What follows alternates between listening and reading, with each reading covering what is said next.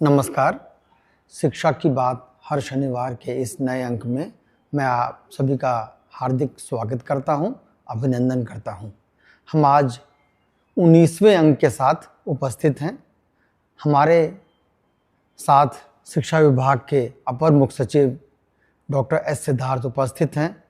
हम हमेशा की तरह शिक्षकों और अभिभावकों के कुछ प्रश्नों के साथ आज हम पुनः उपस्थित हैं, जो आपके प्रश्नों का जवाब देंगे। नमस्कार सर, कुछ प्रश्न है। पहला प्रश्न है, मुस्कान है, ये नया गांव उर्दू विद्यालय डुमरी कटसरी की हैं, शिवहर में हैं। इनका कहना है कि सर, हाल ही में मेरा स्थानांतरण मेरे गृह जिला बेगूसराय में हुआ है। इसके लिए मैं विभाग का हृदय से आभार प्रकट करती हूँ, परंतु मुझे अभी तक विद्यालय अलॉट नहीं हुआ है। सर, विभिन्न शिक्षकों के द्वारा चलाए जा रहे यूट्यूब तथा अन्य चैनलों से जो जानकारी प्राप्त हो रही है, उससे बहुत ज़्यादा विचलित हूँ। कृपया समाधान करें। देखिए, हम लोगों ने जैसे कहा, हम लोगों ने करीब 80,000 ट्रांसफ़र्स करीब हम लोगों ने किए, और 1 से 6 कैटेगरी में जो प्रथम 6 कैटेगरी है उसको हम लोगों ने हम लोगों ने स्कूल अलॉट कर दिया, केवल 34 लोगों को छोड़ के। तो 34 लोग अभी किसी कारणवश गलती से छूट गए हैं, क्योंकि डीओ को अलॉट करना था, डीओ अलॉट कर रहे थे, और स्थानांतरण के दौरान ही कुछ डीओ अपने इनबॉक्स में छोड़ के चले गए। तो करीब 34 ऐसे टीचर हैं जिसको हम लोगों ने खोज के निकाला है और उसको हम लोग अलॉट कर रहे हैं। तो 1 से 6 जो है उसमें सभी ने अपना स्कूल ज्वाइन कर लिया, और इसके 1 से 6 में भी अधिकांश लोगों ने अपने स्कूल ज्वाइन कर लिए जहाँ पे भी अलॉटेड थे। लेकिन कुछ लोगों ने ज्वाइन समय पे नहीं किया। 30 तारीख का अंतिम तिथि था, और आज भी मुझसे मिलने के लिए कुछ लोग आए थे और कह रहे थे कि अब 30 तारीख को हम ज्वाइन नहीं कर हम लोगों ने किया, हम ज्वाइन करना चाहते हैं। तो विभाग इसकी समीक्षा करेगी कि ऐसे कितने लोग हैं और क्या है, तो वो अलग बात है। और कुछ लोगों ने ज्वाइन नहीं किया। जो ऑप्शन दिया गया था कि यदि आप ज्वाइन नहीं करना चाहते हैं तो मत ज्वाइन करिए। तो जो व्यवस्था है 1 से 6 का, तो वो एग्जैक्टली ये है कि हम लोगों ने सभी को टेकअप कर लिया। साथ ही साथ फिर हम लोगों ने दूरी का फिर जो 7वां कैटेगरी था उसमें महिलाओं को टेकअप किया सबसे पहले। और महिलाओं में सबसे पहले हम लोगों ने 1 से 5 का हम लोगों ने अलॉटमेंट किया, 1 to 5 का। और 1 to 5 करते करते हम लोगों ने जब इंटर डिस्ट्रिक्ट अलॉटमेंट की प्रक्रिया हम लोगों ने शुरू की, तो कुछ रेशोज़ तो हम लोग बैठ गए। मतलब एक टीचर इधर से गए, दूसरे जगह गए, दूसरे से तीसरी जगह गए। लेकिन उसमें भी करीब कुछ संख्या एक टीचर्स की, कुछ स्कूलों की है जहाँ पे हम लोग को अचानक पता चला कि वहाँ पे स्कूल बंद होने वाले हैं। तो हम लोगों ने उस जिला तो अलॉट कर दिया। हम लोग नहीं चाहते थे कि कुछ को स्कूल अलॉट कर दें और कुछ को जिला भी नहीं अलॉट करें, तो हम लोग ने जिला अलॉट कर दिया। और हम लोग इस व्यवस्था में मैनेज करने के में है कि कुछ टीचर्स वहाँ जब जाएंगे तब हम लोग उस टीचर्स को रिलीव कर देंगे। तो ये प्रक्रिया ऑनगोइंग है कि धीरे धीरे। और इसी में भी आपका जब आप देखेंगे कि हम लोगों ने TRE 3 में जो बचे हुए कैंडिडेट्स हैं उनका काउंसलिंग शुरू किया। उसके बाद डिलेड एमएड वाला जो केस मुकदमे से जो अभ्यर्थी आए हैं 150 और 1,500, वो भी आ रहे हैं। तो ये सब जो ज्वाइन करेंगे, तो ये सारे जो जहाँ पर एक संभावना थी कि टीचर्स मतलब स्कूल बंद हो जाएंगे, तो वहाँ पे पोस्टिंग करते हुए इनको रिलीव करेंगे। और मोस्टली ये जो 1 से 5 वाले टीचर हैं, ये बहुत ही पैनिक हो रहे हैं कि अब क्या होगा। तो ये जब आपको जिला ही अलॉट हो गया, तो आप थोड़ा वेट कर सकते हैं कि भाई हम लोग कोशिश कर रहे हैं कि पठन पाठन इफेक्ट ना हो, और टीचर्स पोस्टिंग के बाद आपको वहाँ से रिलीव कर देंगे, तभी हम लोग स्कूल अलॉट करेंगे। साथ ही साथ एक टीचर आपके यहाँ जाएगा और एक टीचर आप रिलीव हो जाएंगे। तो ये 7वां कैटेगरी हम लोगों ने ये किया है। और अब आप पूछेंगे कि 7वां पुरुष का क्या होगा। तो हम लोग ये वर्कआउट कर रहे हैं कि सबसे प्रथम जो लॉट होगा वो लॉट होगा जहाँ पर टीचर्स ज़्यादा हैं। जिन जिलों में वहाँ के पुरुषों को हम लोग जहाँ पे टीचर्स कम हैं उस ज़िले में शिफ्ट करेंगे। और आपको मैं जानकारी दे दूंगा कि जब 1 से 5 का आज हम लोगों ने PTR देखा, स्टूडेंट टीचर रेशो पूरे राज्य का, तो ऐसे भी ज़िले हैं जहाँ 13 बच्चों पर एक टीचर है, और ऐसे भी ज़िले हैं जहाँ 44 बच्चों पर एक टीचर है। मैं ज़िलों का नाम नहीं लूँगा, लेकिन ये इसको नॉर्मलाइज करना भी एक बड़ा चैलेंज हो गया है। तो हम लोग कोशिश में हैं कि जहाँ पर टीचर्स ज़्यादा हैं और जहाँ पर टीचर्स कम हैं, यदि पुरुषों ने वहाँ के लिए ऑप्ट किया है तो वहाँ पे हम लोग उनकी स्वेच्छा अनुसार वहाँ पे हम लोग ट्रांसफ़र कर देंगे। तो ये पुरुषों का एक्सरसाइज भी हम लोग कर रहे हैं, और फिर धीरे धीरे जो महिलाओं का भी इशू रह जाएगा, जो मतलब बाकी पुरुषों का रह जाएगा, तो ये इस पर निर्भरता रहेगी कि कहाँ पे टीचर्स कम हैं और कहाँ पे टीचर्स ज़्यादा हैं, उसके आधार पर उसको हम लोग टेकअप करेंगे।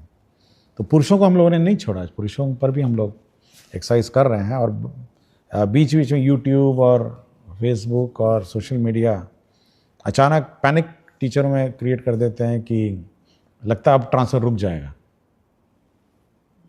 देखिए, हम लोग कंटिन्यूसली इस पर काम करते रहते हैं, और मेरी टीम है, मेरे ऑफिसर्स हैं, कंटिन्यूसली सबको एक काम दिया है। कुछ को पुरुषों का दिया है, कुछ को महिलाओं का दिया है, कुछ को 1 से 6 का जो इश्यूज़ हैं उसको सेटल करने का दिया है। तो ये पैनिक कभी नहीं होना चाहिए। और हम लोग का ऑफिशियल चैनल है, सरकारी चैनल है, हम लोग शिक्षा की बात करते हैं, और जब भी हम लोग प्रेस रिलीज़ करते हैं, एक ऑफिशियल प्रेस रिलीज, इसको इंटरप्रेट करने की कोशिश मत करिए। होता है कि अचानक आप इंटरप्रेट उसको करते हैं। हम लोगों ने जैसे ऐच्छिक स्थानांतरण दिया, ये एक ऑप्शन था, आप ऑप्शन मतलब चुनिए या नहीं चुनिए, लेकिन उसको इंटरप्रेट करने लगा कि लगता है कि अब ऐच्छिक स्थानांतरण होगा और कोई स्थानांतरण नहीं हुआ। ये कभी हम लोगों ने नहीं कहा ये बात। तो हमेशा देखिए, जब हम लोग प्रेस रिलीजेस देते हैं, आप थोड़ा इंतज़ार करिए, आप और इंटरप्रेट करने की कोशिश मत करिए।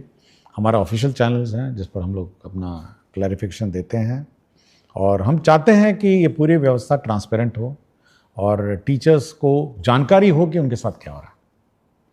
कोई बात हम छुपा के नहीं रखना चाहते कि भाई हम छुपा के रखे हुए हैं, और मतलब हम लोग अन्यथा बोलना नहीं चाहते। हमने आपको बता दिया कि 34 लोग, हम लोगों से गलती हो गई, छूट गया थे। हम लोग जिसको खोज के निकाले थे, जिनको 1 से 6 कैटेगरी में, जिनको जिला अलॉटेड है, स्कूल अलॉटेड नहीं है, कर रहे हैं। और जो लोग अब कुछ लोगों ने मुझसे पूछा, अचानक बहुत सारे मैसेजेस आए कि सर अंतर जिला वाले को तो आपने पास कर दिया और बाहर वाले जिले को आपने छोड़ दिया।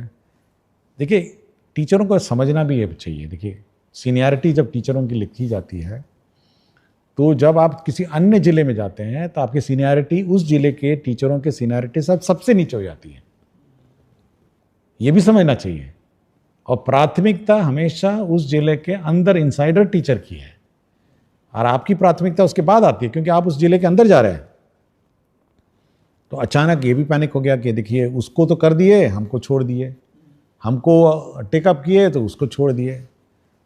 तो हम लोग एक फार्मूला से चलते हैं और एक सिस्टम से चलते हैं। हम लोग कोई मतलब रैंडम नहीं करते हैं, और निर्णय भी रैंडम नहीं होते। उसकी पॉलिसी होती है कि देखिए, हम लोगों ने विद इन डिस्ट्रिक्ट है, इनको ऐसे ट्रीट किया, आउटसाइड डिस्ट्रिक्ट है क्योंकि उनकी प्राथमिकता नीचे है, सबसे नीचे है, उनको हम लोगों ने ऐसे ट्रीट किया।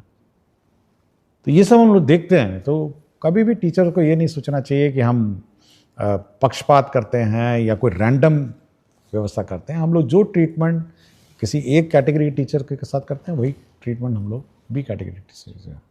और कोई हम लोग मतलब इसका गलत इंटरप्रिटेशन किसी टीचर या किसी सोशल मीडिया में, जो हमारे टीचर्स ग्रुप बहुत सारे हैं, उनको नहीं करना चाहिए। आप पूछ सकते हैं, विभाग से पूछ सकते हैं, बहुत सारे पदाधिकारी हैं, डायरेक्टर हैं, डीईओ हैं। और हम लोगों ने ये भी व्यवस्था की है व्यवस्था में कि अगर आप अपने प्रेजेंट पोस्टिंग से शुद्ध हैं विद इन द डिस्ट्रिक्ट, तो आप अपने स्थापना समिति, अपने ग्रीवांस पोर्टल में आप अप्लाई करिए। और ग्रीवांस पोर्टल डीईओ देखते हैं, आरडीडी देखते हैं, और हम भी देखते हैं, और मॉनिटरिंग उसकी होती है।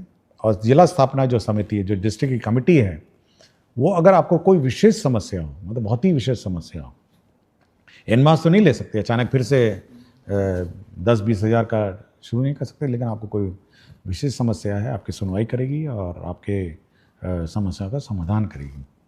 और मैं बार बार यही बात कहता हूँ, और हर फोरम पे यही कहता हूँ कि टीचर्स की सुविधा तो हम लोग कंसिडर करते हैं, लेकिन बच्चों की असुविधा हम लोग मतलब क्रिएट नहीं करना चाहते हैं।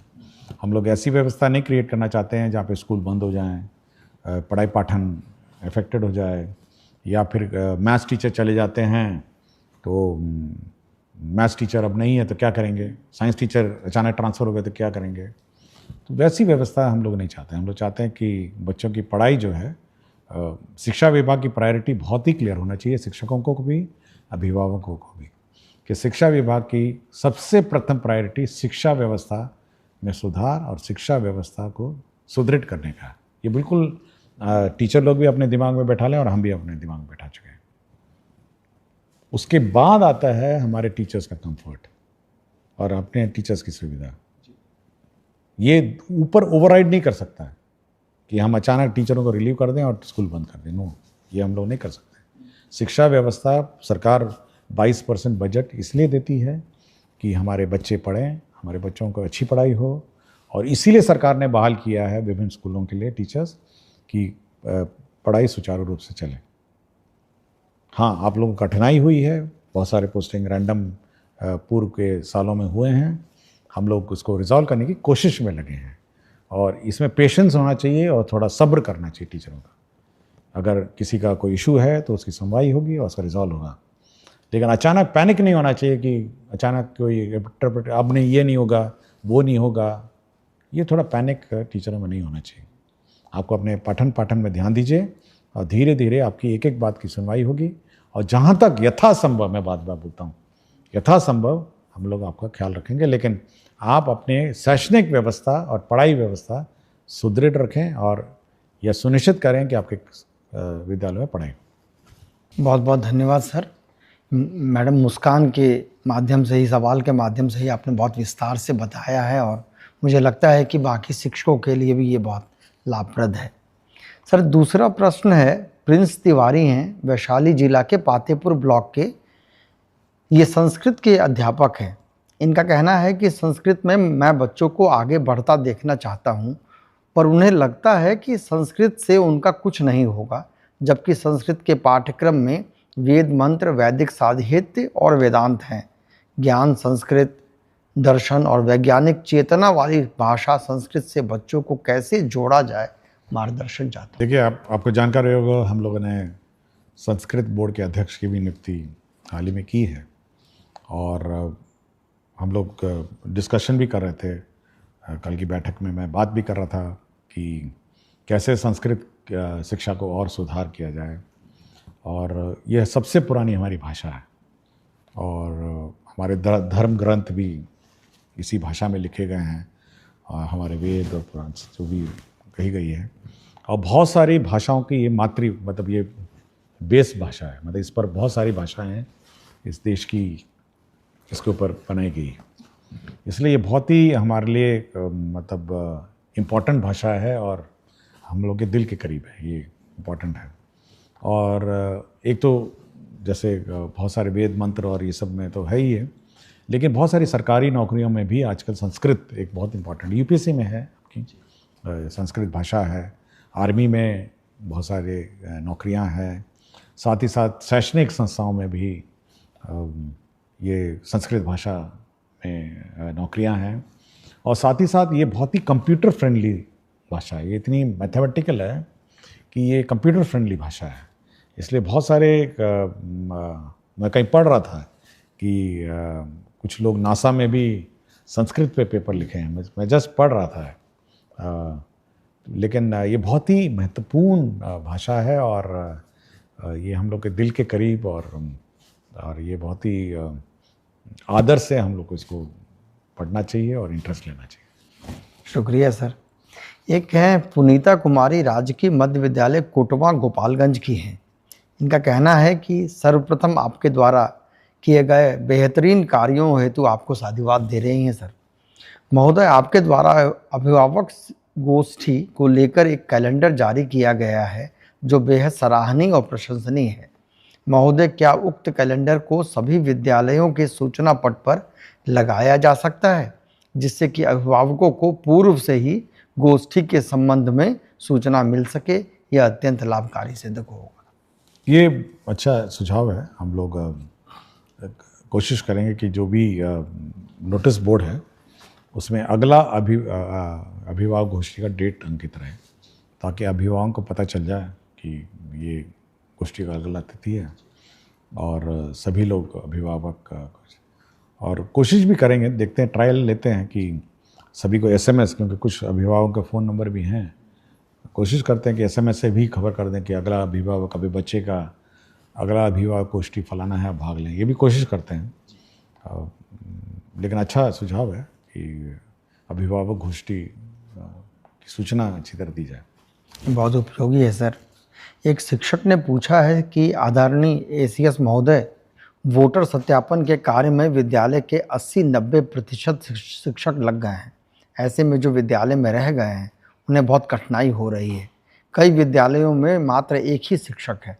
ऐसे में विद्यालय का संचालन कैसे करेंगे, इस पर कोई दिशा? देखिए, इलेक्शन का कार्य महत्वपूर्ण कार्य है, और ये पीपल्स रिप्रेजेंटेशन एक्ट से गवर्नड है, इसलिए उसके बारे में मैं कोई टिप्पणी नहीं करूँगा। लेकिन मैंने सभी DOs को कहा है कि वो मॉनिटर करें हर स्कूल्स को, जहाँ पे भी टीचर्स अपने वोटर लिस्ट पुनरीक्षण कार्य में व्यस्त हैं, तो अन्य अगल बगल के स्कूलों में से टीचर्स को लगा के डिप्यूट करके संचालन करेंगे, और ये सुनिश्चित करेंगे कि शैक्षणिक कार्य प्रभावित नहीं हो, क्योंकि आगे फिर इलेक्शन भी है, उसमें भी हो सकता है ये सब कार्य प्रभावित होगा। और साथ ही साथ RDD को भी कहा गया है कि आप मॉनिटर करिए कि ऐसा ना हो कि सारे के सारे टीचर वोटर लिस्ट वेरिफिकेशन में चले जाएं और शैक्षणिक कार्य प्रभावित हो। अगल बगल पंचायत में, उसी पंचायत के टीचरों को डिप्यूट करके उसको काम शुरू किया जाए और सुनिश्चित किया जाए कि शैक्षणिक कार्य प्रभावित हो। शुक्रिया सर। एक सतीश कुमार हैं, ग्राम पिपरा धुकराहा, रामनगर, पश्चिम चंपारण के। ये निवासी हैं सर। इनका कहना है कि इनके 2 बच्चे हैं, पिपरा धोकराहा रामनगर में ये पढ़ते हैं। महाशय, आजकल अत्यधिक गर्मी के सीज़न में भी किसी कक्ष में पंखा नहीं लगवाया गया है, जिसकी वजह से हमारे बच्चे की तबीयत खराब हो जाती है। अतः महाशय से निवेदन है कि विद्यालय में पंखा। देखिए, हम लोगों ने सभी हेडमास्टर्स को 50,000 रुपये दिया था, लास्ट ईयर भी दिया और इस साल भी दिया। ये इसीलिए दिया था कि पंखा लगाइए और तार खींच के पंखा लगाइए, स्विच लगाइए। ये बिल्कुल स्पेसिफिक डायरेक्शन है, क्योंकि ये मुख्यालय से हम लोग कुछ नहीं कर सकते। हम लोगों ने सभी को पैसे दे दिया कि भाई आप पंखा लगाइए, और अब ये भी कहा कि गर्मी सीज़न के शुरुआत में ही आप लगाइए। अब ये क्यों ये लापरवाही ये हेडमास्टर साहब ने की है, इसकी मैं जांच करवाता हूँ, क्योंकि मैंने सुनिश्चित किया था कि आप गर्मी शुरू होने से पहले सारे कमरों में पंखा कितना दाम होगा, 5,000 से ज़्यादा का क्या होगा, तार वार लगाना है, स्विच लगाना है। अब 50,000 मैंने दिए हैं सारे स्कूल को, 2 बार दे चुका हूँ मैं। तो ये मैं चेक करता हूँ कि हेडमास्टर ने क्यों नहीं किया, और ये बिल्कुल स्पष्ट है। मतलब मैं बाकी अभिभावकों को कह रहा हूँ कि ये हेडमास्टर को पैसा दिया गया है पंखा लगाने के लिए, स्विच तार सबके लिए। Thank you sir.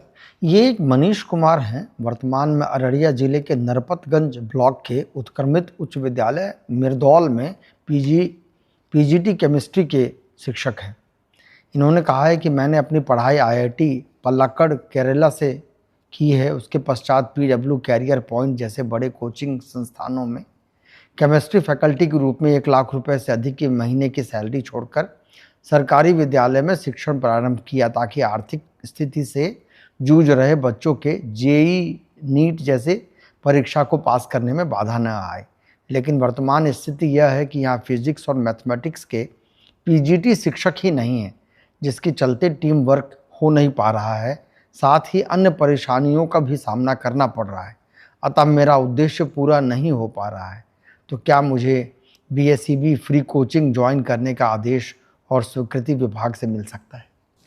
देखिए, हम लोगों ने, आपको याद होगा, हाल ही में हमने चिट्ठी लिखा है कि जहाँ पर जो सब्जेक्ट टीचर्स नहीं हैं, आप डेपुटेशन से उसको काम चलाइए। अगल बगल पंचायत के जो स्कूल्स हैं उसी में आप डेपुटेशन से काम चलाएं। और हमारी बात भी हो रही है साइंस एंड टेक्नोलॉजी डिपार्टमेंट के साथ कि कुछ फैकल्टी या कुछ स्टूडेंट्स जो मतलब मैथ्स और साइंस पढ़ा सकें, तो वो भी कुछ कंट्रीब्यूट करेंगे।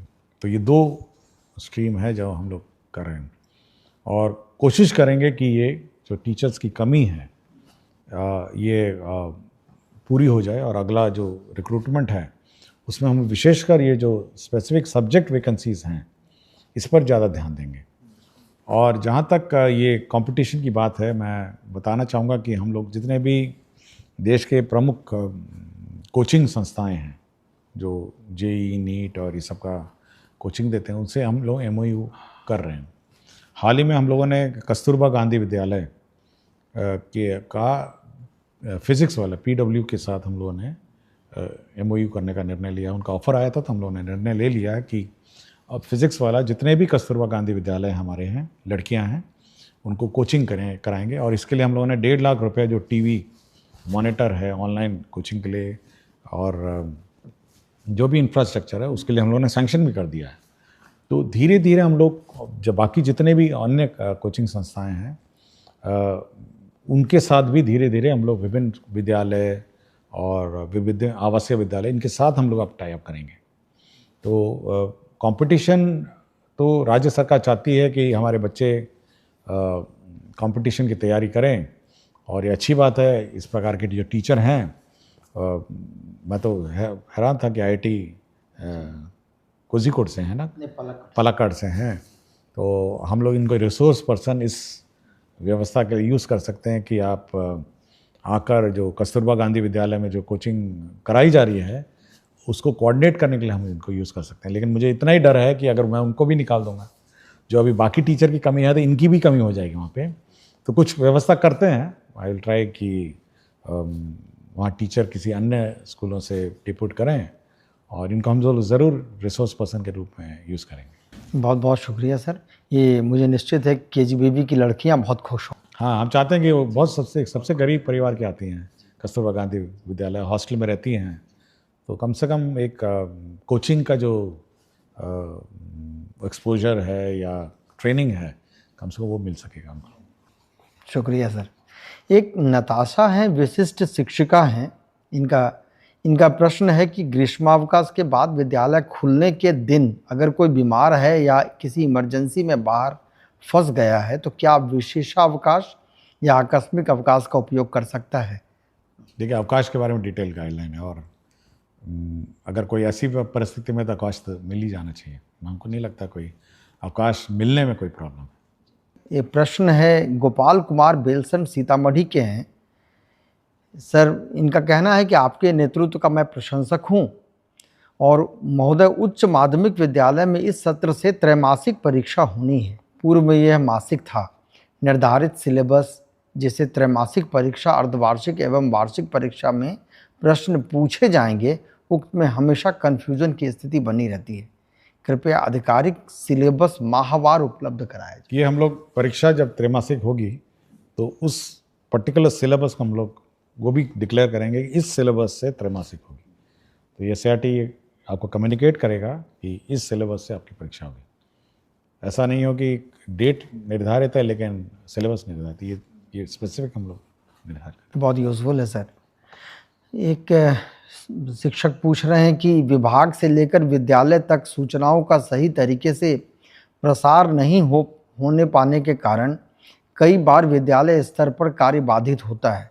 सर, क्या विभाग कोई ऐसा तरीका ढूंढ रहा है जिससे सूचना एक जैसा सभी विद्यालय तक पहुंचे और सही काम हो सके? देखिए, हम लोगों ने सभी विद्यालयों में टैबलेट भेजा है और बहुत सारे विद्यालयों में पहुंच भी गया है। मेरे ख्याल से 3-4 दिन में और भी पहुंच जाएगा। देखिए, ये बहुत विशेष प्रकार का टैबलेट है। ये नॉर्मल जो हम लोग यूज़ करते हैं उससे हल्का सा भिन्न है। वो इसलिए भिन्न है कि इसमें वही सॉफ्टवेयर लोड हो सकता है जो मुख्यालय से आपको निर्देशित होगा, अन्यथा वो सॉफ्टवेयर अपने डिलीट हो जाएगा। पहले तो ये है। दूसरा है, ये हमारे सेंट्रल सर्वर से लिंक्ड है। जो टैबलेट है ये बिल्कुल हमारे सेंट्रल जो मैसेजिंग सिस्टम है उससे लिंक्ड है और मुख्यालय से जैसे ही हम इसमें पत्र डालेंगे वो आपके टैबलेट में नज़र आ जाएगा। या मुख्यालय से हम कोई भी सूचना देंगे तो हर स्कूल में अपने आप पहुंच जाएगा। ये DO से, फिर DO से BO, BO से टीचर, या फिर सोशल मीडिया के माध्यम से बिल्कुल मतलब वो बंद कर दिए। हम अगर कहेंगे कि ये टीचर का पत्र है और अभी तुरंत जाना है तो सारे स्कूल के टैबलेट में पहुंच जाएगा। तो अब वो व्यवस्था हो गई है कि हम लोग बिल्कुल मैसेजिंग सिस्टम जो है बिल्कुल कनेक्टेड हो गई है। मतलब हम लोग यहाँ से भेजेंगे और वो वहाँ के टैबलेट में आ जाएगा। और साथ ही साथ उल्टा भी है, हम लोग अगर टैबलेट से कोई सूचना निकालना चाहेंगे तो ऑटोमेटिकली पुल व्यवस्था भी है कि हम उस टैबलेट को एक्सेस कर सकते हैं और वहाँ से हम लोग सूचना प्राप्त कर सकते हैं। तो ये 2 वे कम्युनिकेशन है वो टैबलेट है और बहुत महत्वपूर्ण डिवाइस है। ऐसा नहीं है कि वो कोई नॉर्मल मोबाइल फ़ोन की तरह की, ये कम्युनिकेशन डिवाइस है और ये लिंक करता है हमारे मुख्यालय के सेंट्रल सर्वर को, डीओ को, बीओ को और टीचर को। तो इसलिए बहुत ही महत्वपूर्ण ये इंटरवेंशन है। मुझे लगता है सर कि इसके बाद का सवाल के जवाब आपने ऑलरेडी दे दिया है। सवाल है कि हम लोगों को विभाग के द्वारा टैबलेट फ़ोन दिया गया है। सर बच्चे इसे देखकर बहुत खुश हुए और आपको धन्यवाद दिए। सर अब इस टैबलेट का करना क्या है? नहीं, ये बच्चों के लिए नहीं था। नहीं, ये बच्चों के लिए नहीं है बिल्कुल। अब मैंने एक फ़ोटो देखा था जिसमें बच्चों ने मुझे ही धन्यवाद दे दिया, तो मैं पूछा भी कि भाई ये तो बच्चों के पास जाना नहीं था, ये बच्चे इसको लेके क्या कर रहे हैं। देखिए जो टैबलेट है वो पहले एक तो हेडमास्टर के पास रहेगा, फिर दूसरा टैबलेट जो है वो दूसरा टैबलेट प्रभारी है, तो तीसरा टैबलेट प्रभारी है। जहाँ 2 हैं वहाँ 2 ही हैं और 3 लोग या 2 लोग जो भी है इसको ऑपरेट करेंगे। और ये कम्युनिकेशन सिस्टम है शिक्षा विभाग का मुख्यालय और स्कूल का बीच का। स्कूल की गतिविधियाँ वो टैबलेट में दर्ज करेंगे। मुख्यालय कोई सूचना देना चाहेगा दे सकता है और मुख्यालय अगर किसी स्कूल की गतिविधियाँ देखना चाहेगा वो इस टैबलेट के माध्यम से देख सकेगा। तो ये कम्युनिकेशन डिवाइस है। ये बच्चों के लिए नहीं गया है, बच्चों के लिए अलग से है। बच्चों के लिए अलग से स्मार्ट क्लास बन रहा है, सैंक्शन हो रहा है। बच्चों के लिए अलग से आईसीटी लैब है। मैं चाहता हूँ कि वो लोग उसमें ज़्यादा ध्यान दें, ये टैबलेट लेकर नहीं घूमें। और टैबलेट हमारे जो शिक्षकगण हैं वो कम्युनिकेशन के रूप में इसको यूज़ करें। और क्या पढ़ाना है, क्या कोर्स है, क्या सिलेबस है, क्या क्वेश्चन पेपर है वो भी इसी में आना है। प्रश्न पत्र जो है वो भी इसी में आना है और क्या कोर्स आप पढ़ाए हैं ये भी इसी में आना है। कितने बच्चे उपस्थित हैं ये भी आना है। तो ये बहुत महत्वपूर्ण डिवाइस है। ये इसको मतलब ये होलिस्टिक मॉनिटरिंग सिस्टम है विद्यालयों का। आपका बहुत बहुत शुक्रिया सर। मैं सभी देखने और सुनने वालों का धन्यवाद कहता हूं और अगले अंक में फिर हम पुनः कुछ प्रश्नों के साथ उपस्थित होंगे।